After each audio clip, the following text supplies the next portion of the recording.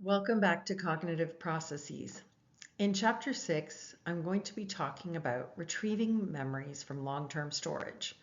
So in the previous lectures, I was talking about the processes of sensory memory and short-term memory, working memory, and all of that was so that we could eventually move these pieces of information into long-term storage.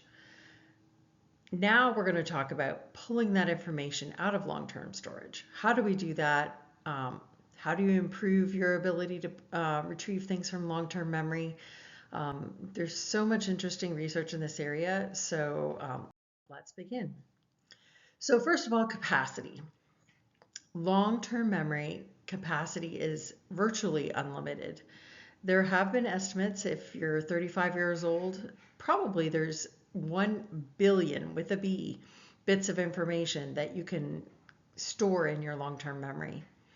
Now, the interesting thing about long-term memory that is different from, say, short-term memory, working memory, is that the coding in long-term memory is based on meaning. So what does that mean for storing in meaning in terms of coding? The first thing is that when things get confused, the confusion will be for things that are interchangeable based on meaning. So if I give you a list of words and I say one of the words on the list that I want you to remember long term is big, then you're more likely to confuse that later on with large because those two things have the same meaning and so long-term coding is based on meaning. You wouldn't confuse big and pig, words that sound the same, because they're just not coded based on meaning. So this is very different than what we talked about in the previous chapters. How long can you retain information? Well, I'm sure you have many memories that go back to about when you were 3 years old. The retention duration is 50 years or more. So isn't that amazing to think about how long you can, take information, put it in long-term memory, and then, 50 years later, you're retrieving information from things that happened half a century ago. It's really fascinating, isn't it? So where did this first research start on long-term memory? Well, it goes back to Toronto, the University of Toronto. There was a gentleman professor named Herman Ebbinghaus, and so he lived in the 1800s. And his first research on long-term memory was work that he did just testing himself. So what he did is he gave himself lists of nonsense syllables. And then he tested himself after various points of time to see how long he could remember things. And he measured the amount of time taken to relearn the list to perfect performance. And he called this savings. So, he would study a list of nonsense syllables and then wait, a few minutes or an hour or 8 hours or more, and then see the time taken to relearn the list to perfect performance. So this is an example of the forgetting curve. On the x-axis here, you have the retention interval, so how long amount of time from the first study to test. And then on the y-axis here, you have the percent mean savings. And you can see that even within the first hour, there's a fairly dramatic drop. And then once you get past that first hour, when you get to 8 hours, then about 30% is the number, the mean savings. And it does drop a little bit from that point onward, but you can see that it's not dramatic. That once you've been able to, perhaps store information for 8 hours, then it might be able to stick. So nonsense syllables are very hard to memorize. There's just nothing you can use to memorize that information. And there are different ways that you can set up cognitive tasks to help people remember. So one of the common ways you'll see in studies is that you will give research subjects word pairs, and they often are not associated with one another. So for example, you might give subjects word pairs like flag, spoon, drawer, switch, elephant, cigar. And when you give them the word pairs, you tell them, okay, well, I want you to study these word pairs because later on I'm going to give you a memory test. So you do let them know that they're going to have a memory test. And so that encourages the subject to try and remember these word pairs. So later on, you might give them the first half of the word pair. So for example, you may say, okay, here's the word flag. Can you produce the word that you studied with flag? And subjects do a little bit better when they have the clue, right? They have a little bit of a clue of what the other word might be if they study those pairs correctly. Now, these studies are really interesting because then you can change all kinds of things, right? You can make the pair, unrelated words. You could make the pair related words. You could make subjects study pairs of words and then switch up what the pair is later on and see what happens. So this shows different kinds of things that you could do in studies. So in the first panel here, you have the experimental group that learns list A, B. So think of the words. The first word is a word on list A, and the first word on the second word is list B. And so you have pairs like that. And then what happens is the experimental group learns that A-B pairing, okay? And then you change it up so that the first word stays the same, but you switch up the second word. So this is the learn AC list. And then you give them a test on the AC list. Now, the control group doesn't do that. So the control group, for the first part of the study, they're not learning anything. They're just doing some unrelated activity. Maybe you give them some other thing to do, or you give them a break. And then they learn the AC list in the second part of the study. So that matches the experimental group. And then finally, you do the test for both groups. They're testing the AC list. And so when you have that first comparison, you get a lot of proactive interference. In other words, for the experimental group, they develop trouble remembering the AC list because the A-B list tends to confuse them, whereas the control group doesn't have that problem. Now, can you do the opposite? Of course, yes. So you could give the experimental group the A-B list, then they study that, and then they get the AC list, they study that, and then you give them the A-B list and see if they can produce that. By contrast, the control group learns the A-B list, then they take a break and they don't do the AC list like the experimental group, and then you test them on the A-B list. Okay, and in that case, then you get a lot of retroactive interference in the experimental group. So the experimental group, in both conditions, proactive interference and retroactive interference conditions, are going to remember fewer items than the control group. And partly it's just because the retrieval cue points to the target. And so when the retrieval cue, the word A on the A list, if that's pointing to multiple things, it becomes more confusing, right? When you don't have that in the control group, you do a better job of remembering the item that goes with it. Okay, so if we're so easily confusing things in memory, what are the things that can help us in remembering information? So there's all different kinds of strategies.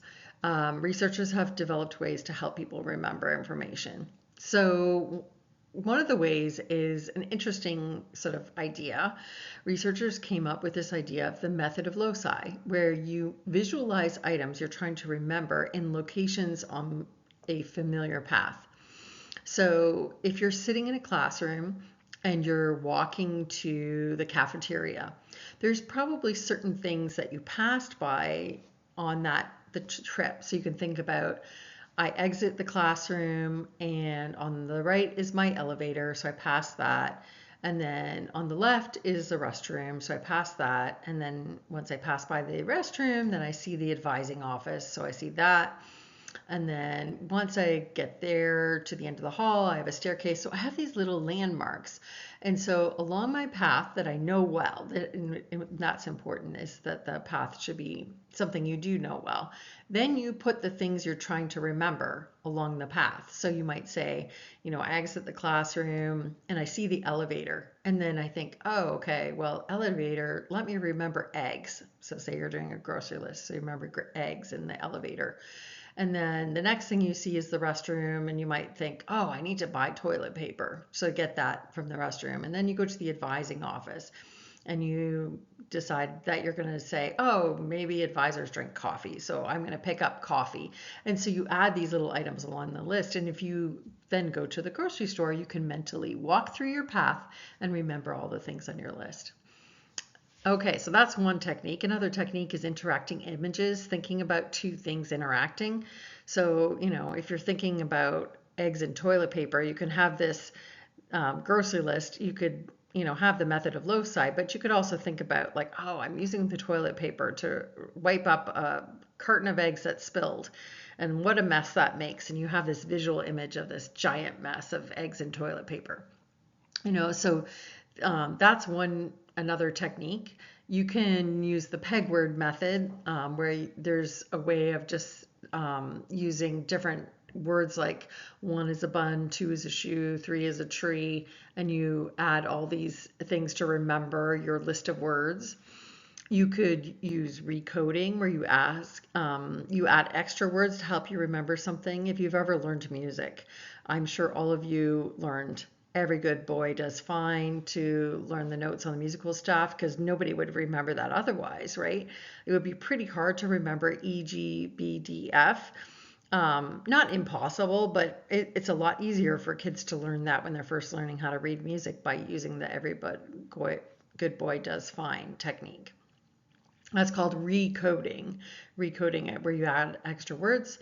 And then you can also use mediation techniques to look at, things to remember things like the Great Lakes in west-east order. That would work as well.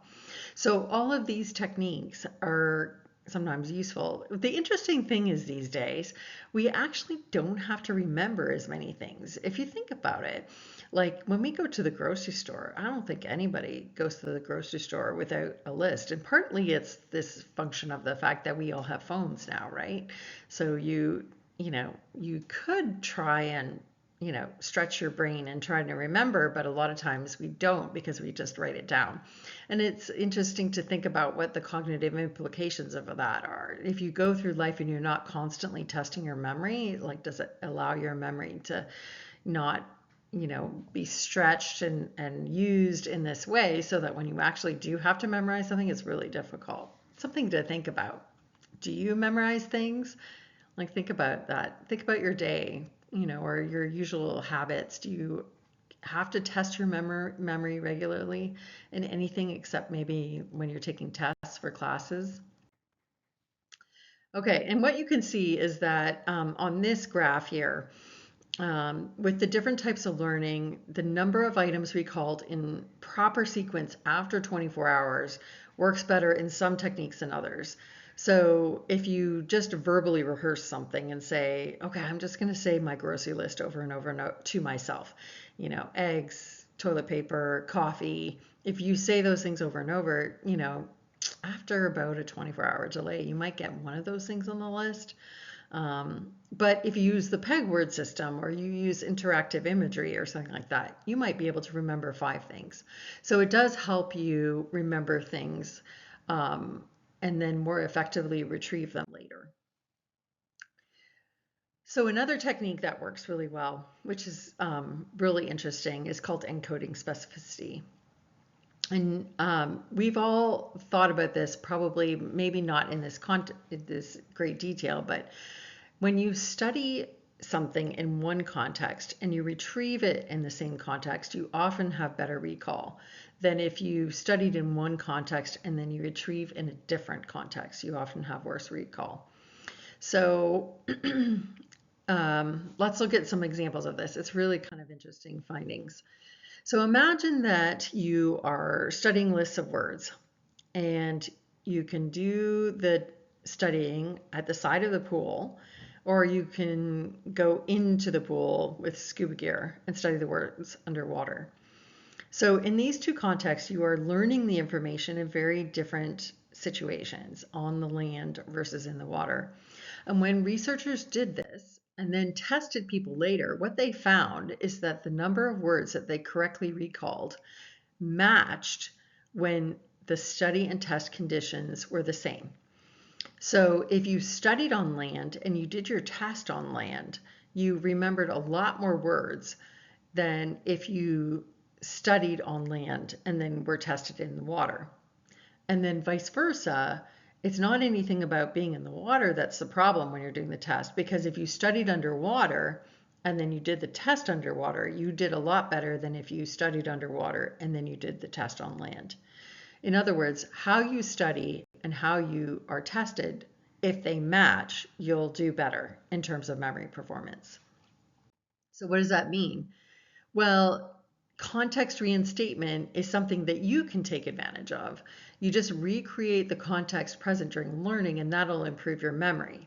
In other words, if you're studying something really difficult and you're having a hard time remembering it for a course, then do something during study that is distinctive that you could replicate during test.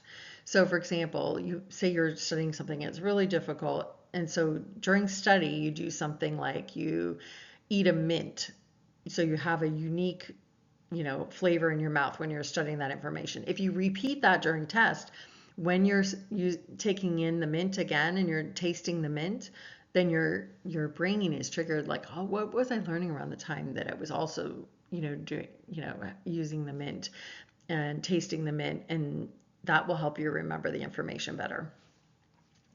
So lots of different studies have shown this. It is based on the environment, like pool versus being on land. It's taste.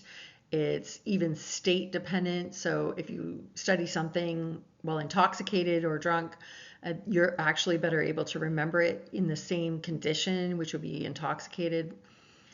So sober, remember better sober, but so the context should match to have better performance.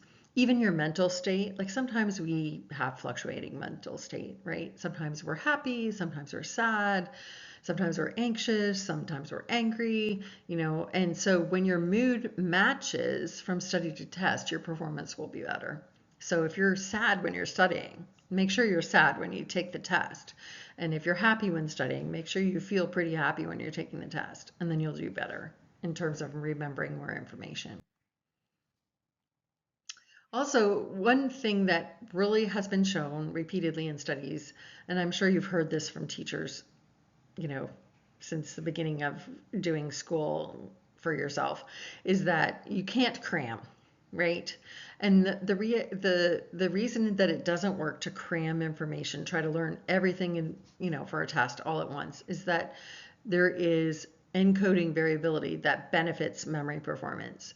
When you space out your study conditions as much as possible, only study small amounts of information, then when you're actually doing the test, you'll do better.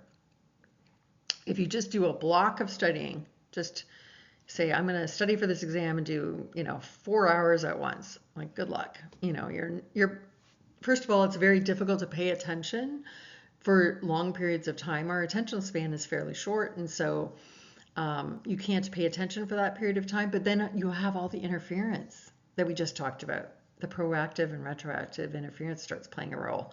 So, the way to decrease that interference is to only study little bits and then take a break and let your brain process the information and make connections and things like that. And then come back again. Now, that's not the only thing you can do. The most effective way, if you really have to learn information, is to take tests. The testing effect is extremely robust in our literature when we look at how to improve memory performance.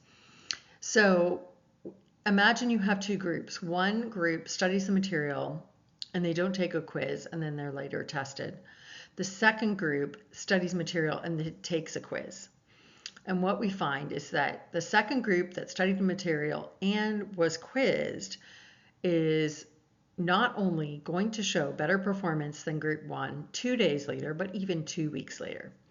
So there's a reason why we developed courses. In fact, this course is set up this way, where every chapter I give you a quiz on the material, make sure you know the material, and then you take a unit test on the material again. So I'm quizzing you like group two, right? I'm giving you the material, I'm quizzing you, and then you're going to take a test.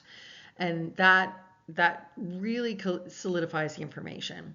It's the best way to learn information because when you're quizzing, what it tells you is two things. It reminds you of the material, but then it also tells you what you don't know, right? And so if you take a quiz and you're like, I don't know the answer to this question, then it tells you, okay, well, redirect your attention, go back to that material. Obviously, you missed something or you didn't know something.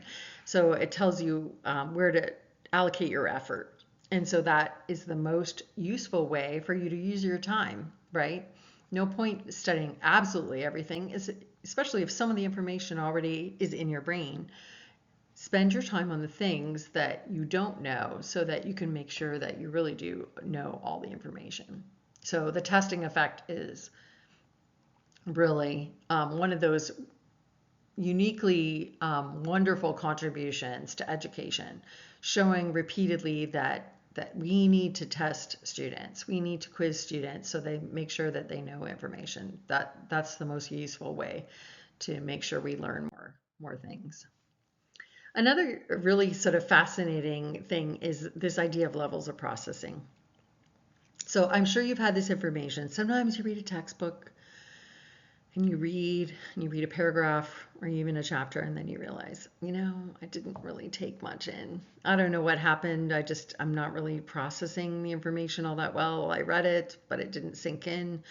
So what is happening? And the idea of levels of processing is that we can allocate different depth of processing to information. And we can set this up in studies. So imagine that you're asking subjects to learn lists of words, random lists of words. So the first word is dog. You can ask subjects questions about the stimulus. You can say, is this word in capital letters? And then so the subject would say yes. You could ask the subject, does this word rhyme with frog? And the subject would say yes. Or you could ask the subject, does it fit in this sentence? The blank jumped up on the mailman. And then the subject says again, yes. So in all of these cases, the subject is thinking about the stimulus, which helps you remember the stimulus eventually when you're tested later. But the more you think about the meaning of the stimulus, that's deeper processing, right? So thinking about the word, just is it capital letters or does it rhyme with this other word?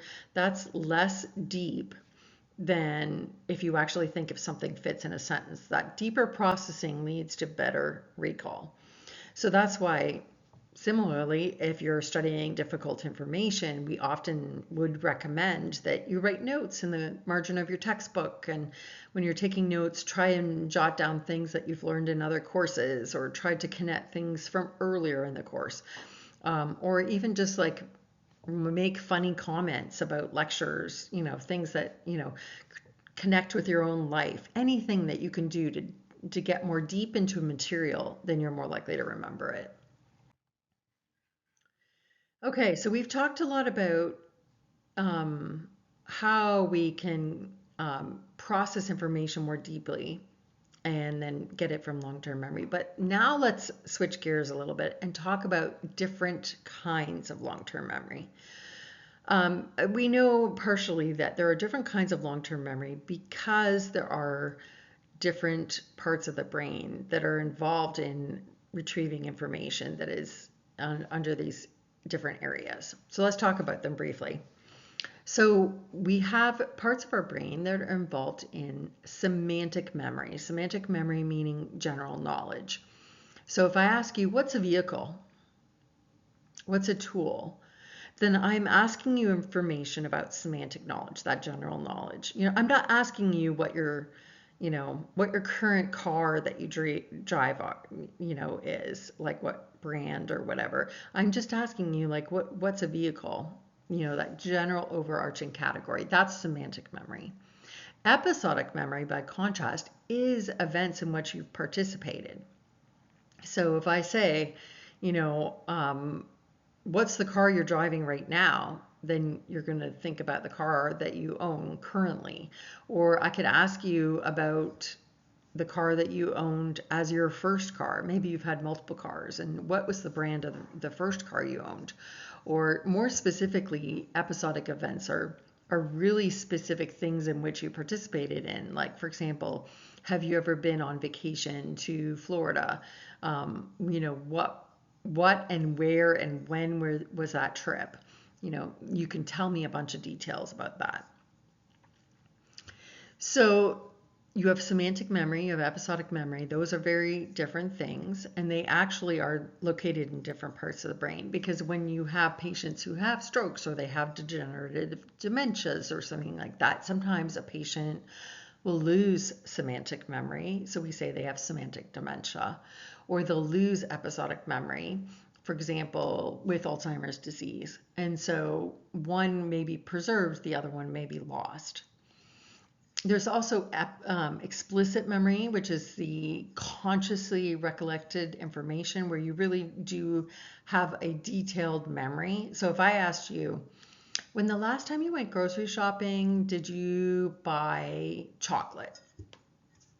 You'll think back through your experience of your most recent grocery shopping. You're using episodic memory, but you're also consciously recollecting the experience where I actually I'm asking about that shopping trip, but you're also thinking about the details of your shopping trip and actually going through it with conscious awareness. Implicit memory, by contrast, is not consciously recollected. It's shown in other ways. In other words, we'll see it in things like bias and priming and things like that, where the person doesn't even have to have any memory, but then they're influenced by it. So for example, you may have no memory of, being exposed to a particular ad for a yogurt brand. You don't, maybe you saw it on Instagram or you saw it, somewhere else, and you just bypassed it, didn't even pay attention. But then you go into the grocery store and you see this brand of, yogurt or whatever, and you're just like, oh, that looks kind of nice. I'm going to pick that up. So you have no conscious awareness of being exposed to the advertising, and yet the advertising is influencing your purchasing behavior. And even if I ask you, why are you buying that brand of yogurt? You're not going to say, oh, it was the ad. You're going to say, I don't know, looks pretty interesting, looks nice. I'm just going to give it a try, right? So implicit memory. So how do we test these different kinds of memories? Let's go back to semantic memory, the memory of knowledge. There are certain words that you could give subjects that are concepts, like things like bread, and then other concepts that are related, that are clearly connected in our brain. So if you give the word bread to people, then if they are exposed to other words like wheat or white or butter or sandwich, then they're going to be faster to respond to that when that first word was exposed to them. Even if it was exposed to them like 33 milliseconds that they can't even tell, not even conscious awareness, they still will show some semantic priming. So a lot of times words that are related, you're not even aware that you are seeing it, just like the advertising example, but it affects the performance of the subject, and they are actually faster or they're more accurate, and clearly something is happening, that things are connected in the brain. We're going to come back to this again and again. So how do we test memory, and why the choices that we make about testing matter?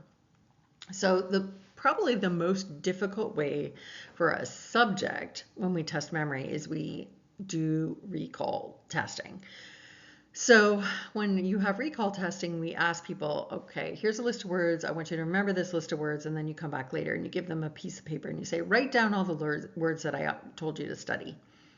That's really difficult, right? I'm sure you probably have had that experience where you have to generate an item without a cue, or even with a cue, it would be very difficult.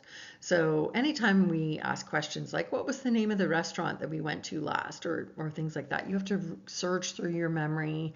And the less information you have cue-wise, the more difficult this task is going to be.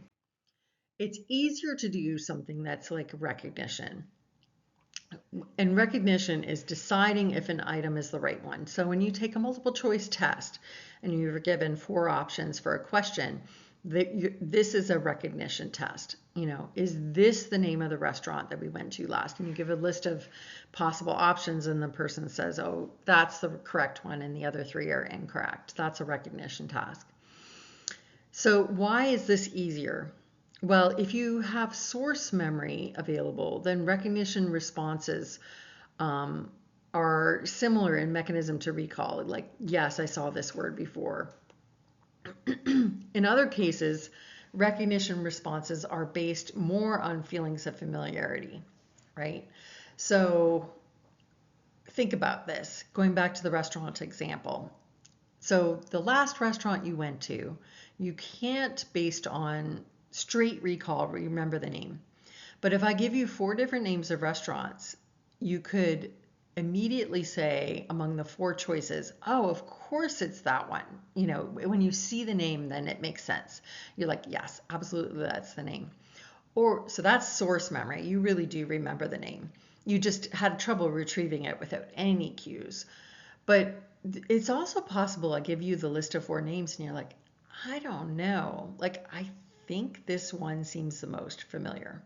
So that feeling of familiarity can lead to recognition responses that are also accurate, but it's very different than saying, oh, of course I know the name. Of course I know the name. If you do know the name, then you have good source memory. If you're just going on feeling state, that familiarity feeling, then your response, the subject's response, can be as accurate, but they're not going on core information about the memory. They're using a type of fluency to get to the answer. So when you recognize information, you're relying on source memory. It is very similar to recall. Yes, I saw this word before. Yes, I saw this restaurant name before. I'm certain now that that is correct. Or it could be familiarity, where it feels familiar, so I must have seen it recently, and nothing else feels the same kind of familiarity, so this must be the answer by process of elimination. Okay. Another way you can test memory is if you think about memories that are implicit, we don't have any conscious awareness. So we still can get information about that kind of memory. You just have to be a little bit more clever about doing so. And so these indirect memory tests, what you're doing is looking at how a second encounter yields different responses after a first encounter. So this goes back to the terminology that we had in a previous lecture about primes and probes. So if you present subjects with a first stimulus, a prime, whether they need to do something with that stimulus or not probably doesn't matter all that much. Obviously if they do something with the stimulus and make a response, then maybe the second stimulus influences more. But priming indicates that there's some sort of memory of the first encounter that influences the performance of the second encounter, or the stimulus that is the probe. Does the subject need any conscious awareness to do this? Not at all. Not at all, right? They don't even need to know that they encountered the word bread earlier in the study to be faster to respond to butter, right? That's just going to happen. Even if you ask them, did you encounter the word bread earlier in the study? They'd say, oh, I don't know, I don't think so. But still, their response to butter is much faster than their response to a similar word like table that is unrelated to the first prime. So contrasting implicit and explicit. Explicit memory is direct memory testing. These are like your conscious awareness tasks, like recall, like recognition. Implicit memory has no conscious awareness. And since it's unconscious, then you have to do sort of clever testing, like perhaps priming tasks, to see how the information that they took in, they did process it enough that it's going to bias performance in a way. So priming tasks are a great way to do that. And you have to keep in mind that the subject doesn't know that that information got into their long-term memory at all. So there's a lot of different examples in the textbook on implicit memory and amnesia. It's sort of fascinating how you can test people who have memory deficits and they have no conscious awareness that they can tell you about. But when you look at implicit tests like word fragment completion, word stem completion. Even though they don't recognize the words, they can do the task extremely well, just like control subjects. By contrast, if you have explicit tasks like free recall or recognition, because conscious awareness is a problem in someone who has amnesia, then they can't do the task nearly as well as control subjects. So, the developing of implicit tasks has been very useful in understanding that there are different components of long-term memory. And, some are preserved even if other aspects, are damaged. So conscious awareness, let's think about this just a little bit further. So there's some really interesting studies by Jacobi called the false fame studies. And so when you look at implicit memory in these tasks, what first of all happens in these tasks is participants are shown a list of fictitious names. So these are not real people, they're just fictitious names. And then later they're shown a list of names, and some of the names are of famous people and some are fictitious names. And then what the subject is asked to do is rate the fame, how famous are these people of each person. And what you find in these studies is that the fictitious names are often rated as famous. And why do subjects rate them as famous when they're not famous people?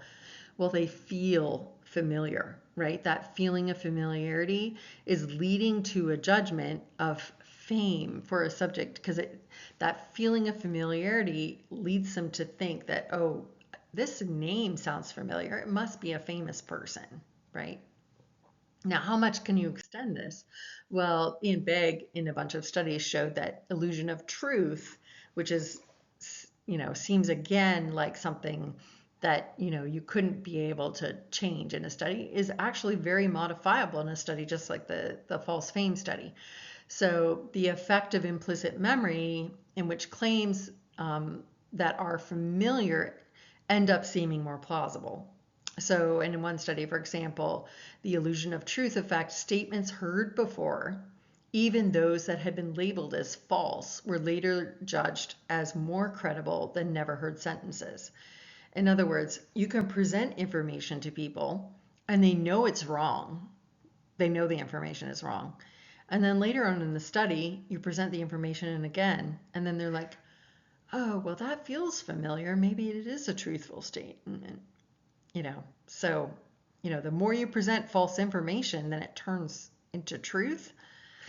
These cognitive psychology studies say, yes, that does happen. And it's because our feeling of familiarity is driving these judgments of being famous or statements being true, those kinds of things. And why does this matter? Well, it matters in all circumstances. Like, for example, when you look at implicit memory and how that impacts eyewitness testimony. So a lot of times in crimes, people aren't thinking they're going to be given a memory test when they witness a crime. But when you witness a crime, perhaps you've been asked to look at a lineup of individuals and to identify someone who is at a crime scene. And the same process can occur. So if you see someone and they look familiar, then you could misattribute them to being at the crime scene as opposed to being just familiar for some other reason. So nowadays, police procedures are very careful. They're fully aware that these things occur. And so we want to make sure that judgments are not in error as much as possible.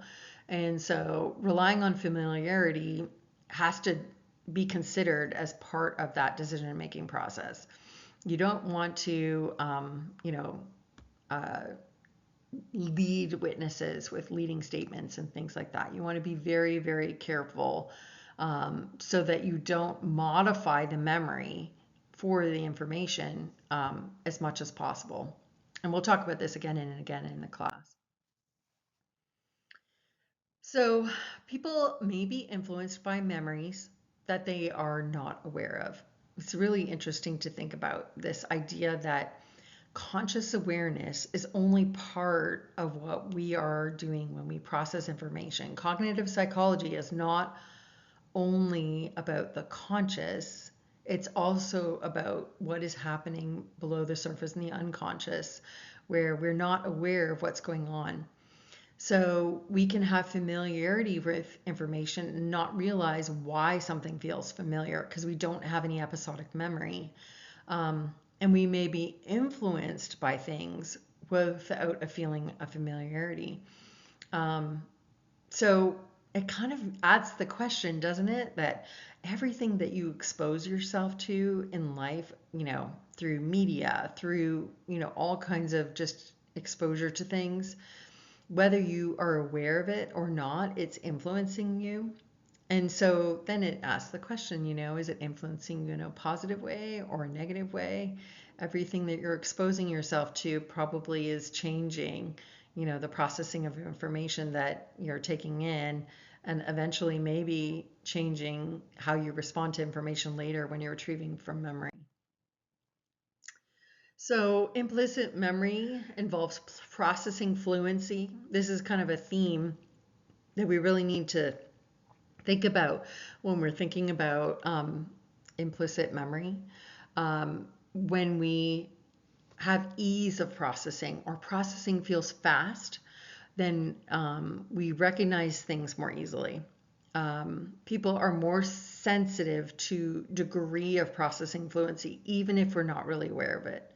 So ease of processing fluency, while it's a difficult thing to think about, when things are easy, they feel familiar. When they feel familiar, we might make judgments about knowing information or truth of information, those kinds of things. So processing fluency really is something that may be difficult to measure in some cognitive studies, but is a very important process. So processing fluency may underlie the feelings of familiarity for stimuli that we've previously encountered, and it also creates an illusion of familiarity. So a computer display might be sharpened for a stimulus, and it feels unexpectedly fluent and interpreted as familiar, something like that. Okay, so this chart shows you the breakdown of the different components of memory, just to keep it organized. So you have memory, long-term memory, of course, but some of it is conscious, that's explicit. Some of it is not, that's implicit. In the conscious explicit, you have your episodic memory, which is your memory for specific events, but you also have semantic memory, which is your general knowledge, not tied to any time or place. Then you have your implicit memory that you are going to test by indirect tests, because you can't ask the person about it because they're not conscious for it.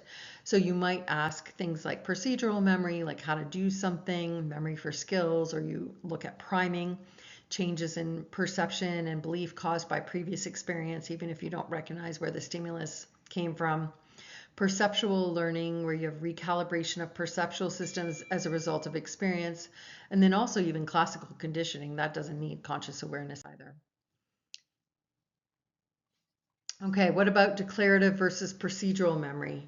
Procedural memory is how to do things, and declarative memory is facts, information, and ideas. So think about your memory for how to ride a bicycle, procedural, versus declarative memory, things having to do with cognitive psychology that you've learned in this class, facts, information, ideas, theories, studies, that kind of thing. Those are both important. And then when you look at patient populations, you can see that maybe one thing is intact versus not in another. So the classic case of HM is a good one, where HM had anterograde amnesia, inability to learn new information after initial point of memory loss because of the surgery.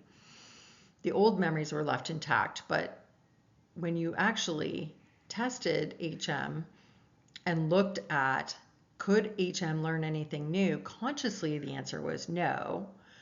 But procedurally, yeah. So there was a classic situation where a surgeon put a pin in his hand and shook HM's hand, and HM got poked by the pin, right? And then the next day, the surgeon comes in and reaches out to shake HM's hand, and HM wouldn't shake the surgeon's hand. And then the surgeon's like, "Why aren't you shaking my hand?" And HM made some excuse or something like that. But HM had no conscious awareness of why shaking the hand was a bad idea, but clearly procedurally had learned something motor about being poked, and that experience had left some sort of memory that biased performance later, right? So retrograde amnesia, loss of memory for information stored before the point of memory loss, spares overlearned information and skills. And so, there's this interesting experience that you see with patient populations of what is spared, what is not spared in certain situations. A lot of times patient populations may have dramatic declines in episodic memory, and then overlearned information and skills are maintained. For example, patients very close to death with a lot of brain damage may still be able to, recite like prayers and things like that are so overlearned, like they're so ingrained, or they may be able to do certain skills that, are still preserved. So in review of this chapter, long-term memory stores vast amounts of information, probably billion bits of information for very long periods of time. And this is a lot encoded according to meaning. Okay, so things are confused in memory by meaning, not, rhymes and things like that. Interference is a really important process in forgetting. Sometimes we forget, but a lot of times what it is in forgetting is that we have other information that's interfering with our ability to remember. And so that's the problem by not being able to remember. Retrieval is easier when the same context is maintained at learning and test. Think about the scuba diving. And then recall is best when study sessions are spaced out instead of crammed into one long session. Practicing retrieval, which is the testing effect, taking little quizzes to learn information, also improves memory performance. Very robust finding in the literature. And then deeper processing, thinking about meaning, is going to improve memory performance. The more you can think deeply about material, the more it's going to stay there in long-term memory. And that is the end of this chapter.